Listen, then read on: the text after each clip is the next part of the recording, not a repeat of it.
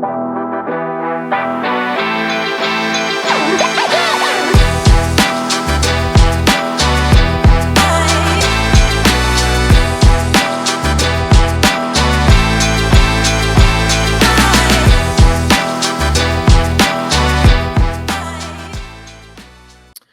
today we have our first guest on the show, and is an old friend of mine, Pascal Guyon.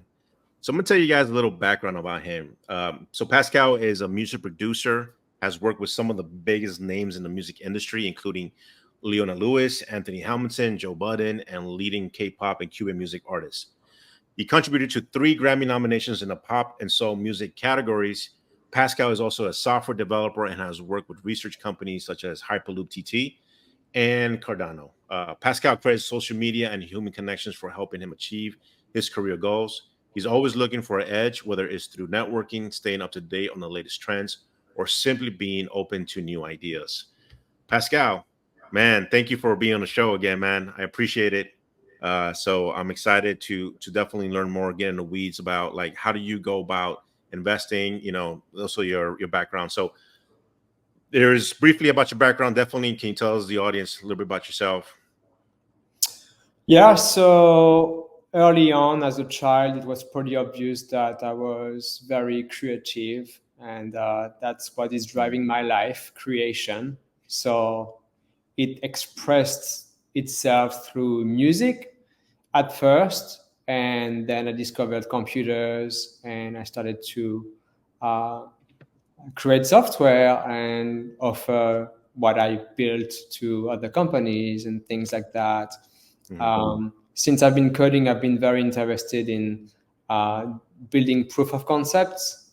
It's almost like doing legal hacking when you're trying to find an edge. Or obviously, I was not satisfied with the music industry because we know it's very inefficient and it needs a revolution. So I was trying to find different ways to make money out of it, building new ways of monetizing your creation. So that's how I created a video game that anybody can play online for free, but it's actually paying me in crypto each time the game is played at no cost to the player, for example. So that was in 2017 when the first music streaming blockchain platforms emerged. And I was practicing my coding at the time, and the idea came that if I create a video game, I'm going to add my music, and I can monetize my music with this first generation of music streaming blockchain platform. So that's the kind of stuff I really like to do. Is you look at something that is very inefficient, and you try to find a way to make it very efficient, and then you're like, look, it's doable. Yeah, definitely. That's Thanks for amazing. that's, and I know I've seen your blog before. As far as like how do you go about developing also your trading bots, so that's definitely amazing. So let's take it back and tell us a little bit more about, because I know you mentioned you invested in certain companies, public companies as well. And how do you actually did your due diligence, or how do you go about actually investing in these companies that are, for some is like, this is such a high risk, I don't even know if this is going to take off. For you saying, you know what, I see this, I feel comfortable in investing something outside of the stocks, right? So Yeah. So very interesting topic that I could certainly talk for hours, I think. yeah. Because of my life in the music industry, I met with lots of people. And when you work with so many people, it allows you to understand how a human function and how to read people and understanding what they want. Especially as a music producer, you have to really understand what the songwriter, the singer you're working with, what they want, what the artist wants. And after doing a few hundreds of these, you get better at that. So that's, I think, a strong point. First of all, to be able to understand pretty well, when you encounter new people. And so because of that life, I met so many people that some of them just were above the rest regarding how efficient they were, how interesting they were. They were just almost aliens, you know. Okay. Yeah. So I started to identify a few people that clearly had an edge. They were just functioning differently. They were just more talented than other people. Mhm. And I'm thinking about one person in particular that I actually ended up working with her, Nancy Liu. She was on the list Forbes 30 under 30. She's a pianist virtuoso. She sold her first company already. Very unusual track record. And it became obvious when I got into finance. I understood all the different possibilities and the things that are not risky, the things that are very risky. But the thing is, if you really want to change your life, I don't think you can change your life without actually taking a significant amount of risk. It can be monetary risk, but it can be time.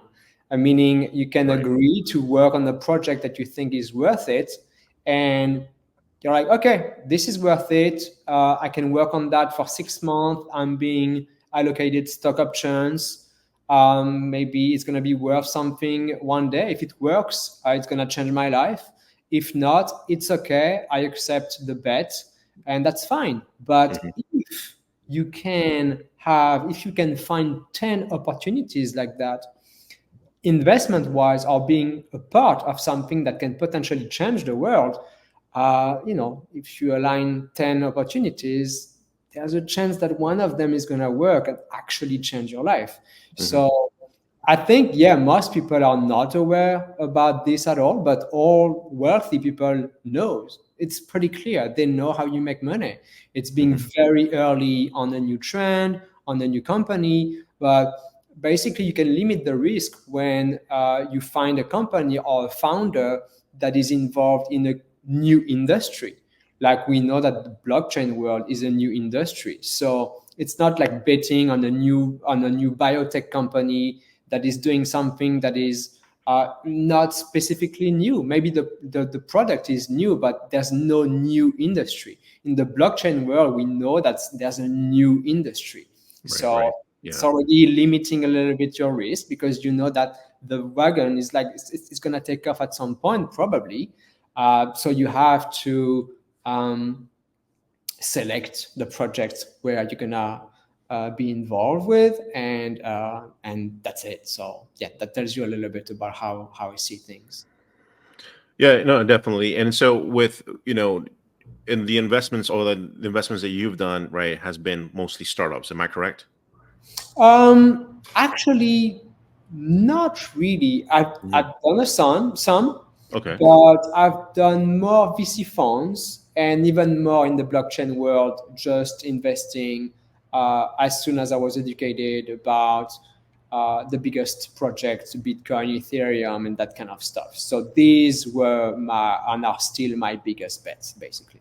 Can you Right. share with us like one or two wins that you've had, whether it Yeah. was direct investment or fund? Sure. Yeah. So basically, when I got an education about the blockchain world, thanks to a friend of mine who just educated me about that, in 2017, I saw there was the end of a cycle where everything took off like crazy, except, I mean, everything. All the big cryptos at the time were taking off like crazy, and except Ripple, the token XRP.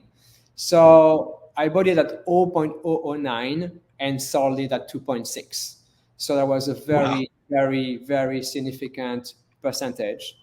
I was involved also. I invested in SpaceX via a VC fund, but that was not super early, unfortunately. And the fund I was in closed 2 years after I got in, but I still did 66% net. So these are quite nice. And when you say this kind of return to some people, they are very confused because usually they never hear about this kind of Right. opportunities, or they think it's a scam, or they're just not aware that you can be you can jump on these kind of opportunities if you know about it, and if you know the right people Also, because VC funds, you kind of have to know the right people. Yeah, absolutely. Yeah. Yeah, talking about VC funds, right? What is some of the things that you look into a VC fund itself or team members before you make that initial? Yeah. So for me, whatever project it is, it really comes down to the person running the thing. Hmm. So it's really the most important thing for me is this person stand out? And if you look at somebody like Peter Thiel, it stands out. It's Hmm. pretty obvious, you know. Right. So for me, it's if I don't do many of them, but if I consider a VC fund, I'm gonna do a lot of research. It's like what Elon Musk say is I don't care about like if you have graduation from this school or whatever. It's your track record. Like Hmm. what did you achieve personally? And if you see a track record of outperformance, that's the most important thing for me. Of course, then you can look into fees and things like that, but that's the most important thing for me. Also, right now, I'm getting out of slowly getting out of the Ripple company at 3x via a VC fund. So they're buying back our investment basically slowly. Hmm. So that's a nice 3x as well. Yeah, in a pretty short amount of time. Yeah, definitely. And so I got another question. So with that, for those that are looking to get into become a limited partner for a VC fund, um, what they need to be aware of, like maybe the common thing that you probably heard of so many people saying like, I'm gonna get into this, but I didn't know once they already got in themselves into becoming an Oh, LP. Yeah, yeah, well, fees. please. Okay.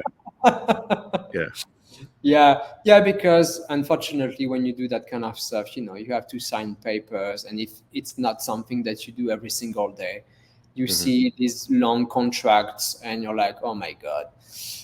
But you're interested, but people struggle with time already. So this is the kind of stuff that it's very tricky. But I think over time, this is one of the things that are probably gonna get much easier and transparent for people once it's being anchored on blockchains. Hmm. We saw so many, and we saw there is a new fixed income fund by BlackRock built on Ethereum. So it makes things much more transparent. You can go Interesting. online and verify everything about the contract. Lloyd's of London anchored a policy recently on Ethereum as well. So there's tons of tokenization going on. So that's going to make things so much more efficient and clear and transparent. But yeah, fees can be the thing that is like the bad surprise if people don't really look into it. Yeah, I've heard of the BlackRock, but the Lloyd's of London I have not known. Yeah, Yeah. so it's very interesting being in the insurance business, in the past. Another thing that says a lot, because I often talk about that. Everybody talk about AI nowadays, which is Mhm. understandable. But I think the tokenization process is being really ignored by everyday people, or people don't get it. I mean, most people don't understand blockchain still, but there's a massive trend going on in the background, Mhm. and I positioned myself for that like a years ago actually. But yeah, regarding important projects, you have, which is very current because we have the debate today. Oh yeah. Yeah. Trump Harris. So the poly market, betting market that is built on Ethereum is about to be added to the Bloomberg terminal. So Wow. that shows another Mhm. thing built on blockchain that is being embedded in big financial tools. So for me, it's a new trend that it blows my mind that people don't talk about it more because that's what is going on basically really besides the AI craziness right now. Mhm. I think people don't see that yet, which is good. I guess we are still very early, which is awesome. Right. So you think that their focus is alternative investments. Do you think that blockchain will be able to facilitate transparency when it comes to them investing their money or investors investing the money through Yeah. using blockchain. Yeah. Well, yeah, because if we think about the biggest Ponzi schemes, you didn't know where the money was going or where it was That's true. transacting, Yeah. and obviously with a blockchain you have layers where you can see, okay, identify, they can make public, okay, this is the wallet of the company. It's like, what are they doing with it? Mhm. And you have even RFK at some point that was talking about putting the budget of the government on the blockchain to actually show people what they're doing with it. So. Well, that's good to know. So anybody listening to this, if you decide to start your own fintech company, make sure you keep in mind, having blockchain as part of their main bread and butter, right? So I absolutely. think Coinbase was talking about it. A few other companies were talking about putting all their financials on blockchain to be transparent about it. Yeah. So It's that's definitely a game. Yeah. I have a comment and a question, Pascal. My comment is on the fees point that you made earlier. 100% agree.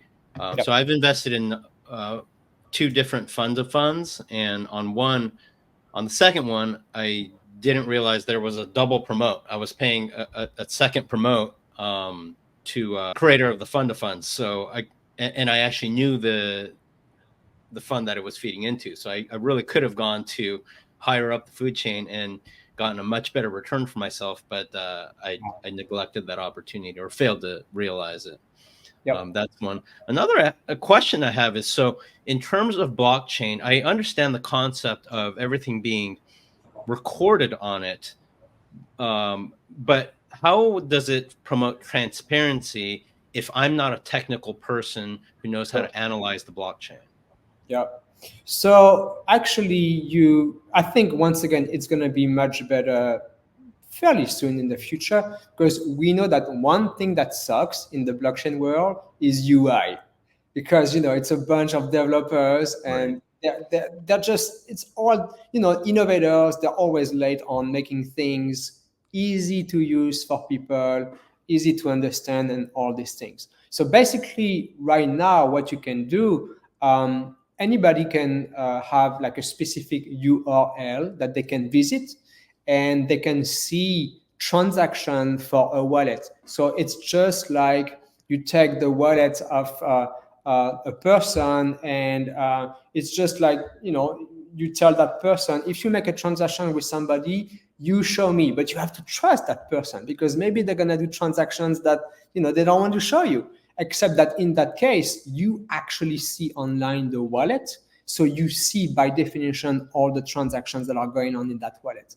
And it's been a game in the blockchain world to try to identify, when they don't disclose it, like who's that wallet, you're constantly trying to figure out what the whales are doing, and who are they, why did they send this money to this wallet or to this wallet. Oh, we know this wallet, so that means that they transferred tons of Bitcoin to that wallet today, to the Coinbase wallet. Oh, what does that mean? Does that mean they're gonna jump? What should I do? So that kind of stuff. But this can be very easily, you go online, specific URL, you can have access to a specific wallet, you see all the transactions, and you can keep visiting the network like that. You click on another address, so like, oh, this address has this amount of whatever, you're like, okay, what are they doing? So that's how they are, like, it's a new, they call that on-chain analysis, basically. On-chain analysis. Wow. That's definitely intense, man. And I'm sure the UI is going to get way better. It's going to be user friendly. Exactly. That kind of reminds me, like, if you are a client for a personal trainer and you tell them, like, no, I haven't been going to McDonald's, right? They're going to see your wallet and they're going to catch you. So, so no, absolutely. Now, do you have any advice for those that are looking to, they're investors? The majority of the investors that I've connected with are in real estate, or they just invest in VC funds. They want to diversify their portfolio. What's some advice you can give that to say, hey, maybe you should start here, so you can kind of, open up your knowledge into different, asset classes? Yep. So I used to be not much knowledgeable about macro, but I am much more right now. And what that allowed me to understand is that basically, if the last 20, 30 years, if you normalize the price of assets, meaning you take the price of assets in the US divided by what's on the Fed balance sheet, nothing gained value except than the tech sector and especially the blockchain sector. So if somebody wants to make the most out of it, he knows that he absolutely needs to be exposed to that. So that's why I'm focusing on that. As I grow older, I just want to be able to identify the best opportunities and try to make the most out of it without exhausting myself. Yeah. I spend my time in front of the computer, producing music, building software, doing a bit of trading, and it can get absolutely exhausting. And since I'm into the wellness world as well, I'm trying to optimize how I feel and all that stuff. And you have to balance things properly. So I think, people need to be aware that there are ways to outperform. So once you have a bit of knowledge regarding macro, I've been following a woman that seems very knowledgeable regarding macro, write very interesting newsletters called Lynn Alden. And so if people want to check it out. And once you know that, you're like, what projects to bet on? Well, is there a new industry? Which are the leaders in that industry? We know, okay, you want to do high risk, high reward. Well, that means that you have to be exposed to the leaders in that new industry. And maybe you can put a little bit more on the projects that are even more risky in that industry, but have some potential. Tons of my friends were asking me if I was buying altcoins in the blockchain world and NFTs. And I'm like, I don't have time to look them up. There are thousands of them. So I mostly bet on the leaders, maybe the 5-10 leaders. And then if you have time, you can spend a little bit of time analyzing a few other projects. But is there a trend? Like, what is it needed for? And I think in the world, we need to revolutionize trust. And that's what we need to put all the contracts that you have on blockchains. Even when people, get out of school, to certify that they had a graduation from this school, you can use that as well. I have in mind a very famous, brilliant guy in France. He was, people were just not liking him because he thought he was like saying things that were not correct regarding he had like 3 PhDs. And he was like, it's right, guys. It's absolutely right. So he tried to give proof of it, but that would be the way to prove it, basically. But even for artists, you want to be able to track whoever is listening to your music, whoever is coming to your concert. So how do you track that? You need that. If somebody comes to your concert, you want to have all their information. With that process, you will know when they came, if they came multiple times, how much money they spent. It's huge. So, we just need time to revolutionize trust and anchor all these informations, all these proof that things happened. And it's a really big deal. Yeah, definitely. I appreciate that. There's one of the biggest problems with, well, not problem, but it's a challenge for a lot of people that say, hey, I've been used to investing in real estate. Or I'm used to investing in a certain asset class, and then just kind of moving into something else. There is like time, right? Time is like one of the for me is a number one commodity. Right. You can't get that back. Yeah. But so I think that's the purpose of this channel, is to actually start educating and bringing on board individuals that can explain different asset class. They are really good at what they do, right? So they can start educating. But yeah, absolutely. Yeah. Pascal, thank you so much, man. I appreciate your time. You always have, man, a lot of knowledge, man, and I really commend you for that. I give you a lot of credit. Before we end the show, Shiro, you have anything else? No, it's been very interesting conversation. I am very curious, as I'm sure you are, Pascal, to see where this blockchain technology takes us. As you were giving the example of the user interface not being very friendly yet, and I thought of how computing started out, right? There was no graphical interface at first, and it was like text-based interface, right? And then look at look at what it is today. It's very easy to use. So Yeah, absolutely. I anticipate that happening very shortly with within blockchain and cryptocurrency. Yeah. Yep, absolutely. Yeah, I spend half of my days doing research, and anybody who wants to do that kind of stuff, they have to dedicate a certain amount of time every week to it, because then it's like gambling, completely gambling. We know we're already doing high risk, high reward stuff, but if you don't educate yourself a minimum, it's just like gambling. You don't really want to gamble. Yeah, that's absolutely true. Yeah, so don't gamble your money. Yeah, definitely. All right, Pascal, thank you so much. For you guys that have any questions, you go ahead and DM us or send us an email and we'll get back to you. Thank you so much. Until next show.